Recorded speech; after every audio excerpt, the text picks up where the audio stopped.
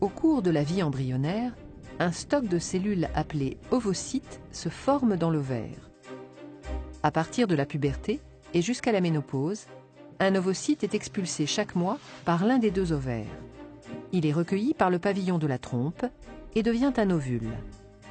L'ovulation est donc un phénomène cyclique, mais ne représente qu'une des nombreuses étapes du fonctionnement de l'ovaire.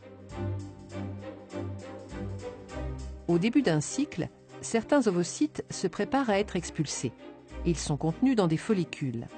La taille des follicules augmente pendant les 14 premiers jours du cycle. L'un d'eux devient plus imposant que les autres. C'est lui qui va libérer son ovocyte le 14e jour. Après l'ovulation, ce qui reste du follicule dans l'ovaire se transforme en corps jaune. Il se maintient pendant les 14 jours suivants, puis dégénère et le cycle recommence.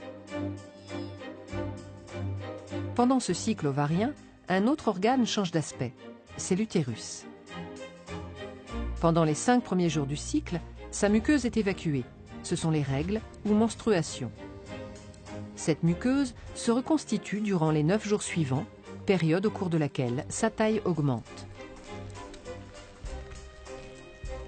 Après l'ovulation et pendant les 14 derniers jours du cycle, la muqueuse change d'aspect.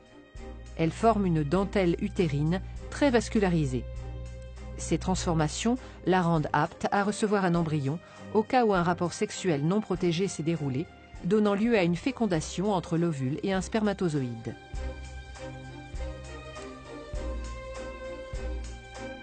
Les propriétés du col de l'utérus sont aussi synchronisées avec le cycle ovarien. Durant les 11 premiers jours du cycle, le mucus présent au niveau du col forme un maillage resserré qui laisse peu de chance aux spermatozoïdes de pénétrer dans la cavité utérine en cas de rapport sexuel. Quelques-uns y arrivent cependant toujours.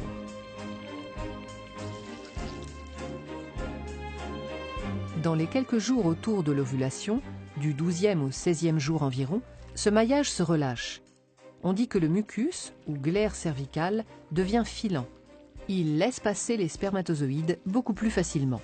C'est le moment où une fécondation a le plus de chances de se produire et de donner lieu à une grossesse.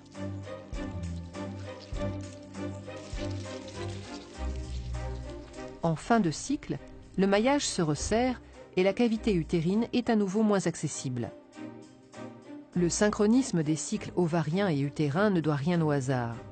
L'ovaire, au cours du cycle, sécrète en plus ou moins grande quantité 2 hormones dans le sang qui vont agir sur l'utérus, les œstrogènes et la progestérone.